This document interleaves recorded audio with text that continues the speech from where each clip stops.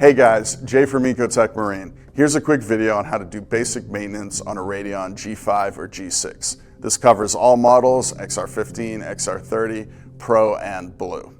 And all you're gonna need to do this, canned air, a cloth, and if you wanna get really involved, a T8 Torx bit handheld screwdriver. The first thing that you're gonna need to do is take the Radions off of the aquarium. In order to do this, we recommend taking off the mount and the light because you're less likely to drop something in the process. If that's not possible, you should at least put a thick piece of cardboard over the top of your aquarium. That means that if you were to drop a screw, it will land on that cardboard shelf, or even worse, if you were to drop a light, there's something to catch it. Once you have the Radions off of the aquarium, there's going to be two areas which you're going to focus on. One is the fan and heatsink area, which is what keeps the Radion cool. The other is the lens, which is where the LEDs are housed behind and which is what directs the light from the LED panel into your aquarium. Let's start with the fan. The first thing you're going to want to do is just take that towel and do a quick wipe down to get any loose dust off of the top of the fixture. Once you have that, you will use the compressed air. Take the compressed air and use it to clean out the individual fan blades through the fan grate on the fan. Once you're satisfied that you've cleared any detritus or dust buildup in that area, you can then clear out the heatsink.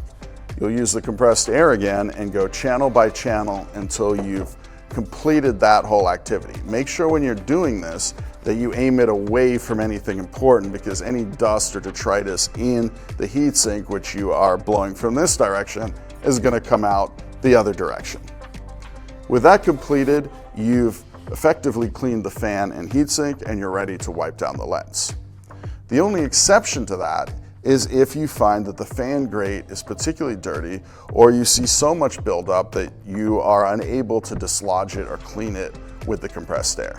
In this case, you may want to do a slightly deeper clean, which involves taking off the cover plate. To do this, you will need the T8 Torx bit screwdriver. We recommend using handheld tools for this because you're less likely to accidentally damage the fixture by either over tightening or stripping the screws as you're doing it. The 4 screws that hold the cover plate on are inside these mounting grommets.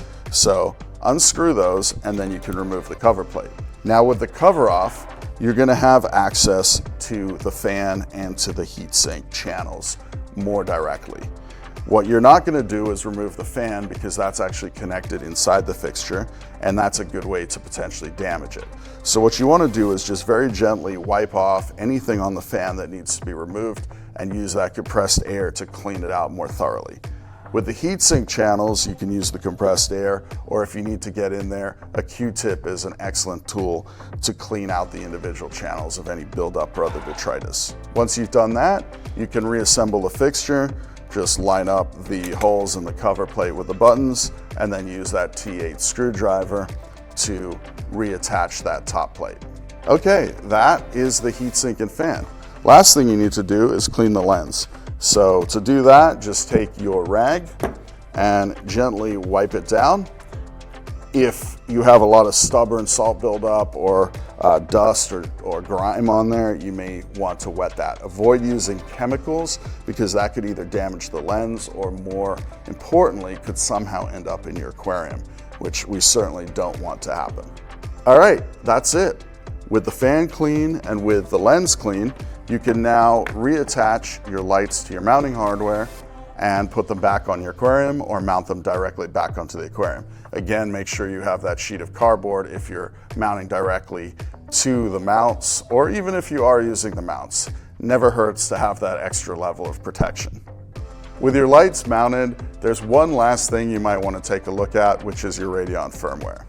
Making sure that's up to date can go a long way to making sure that you get the best experience from your lights.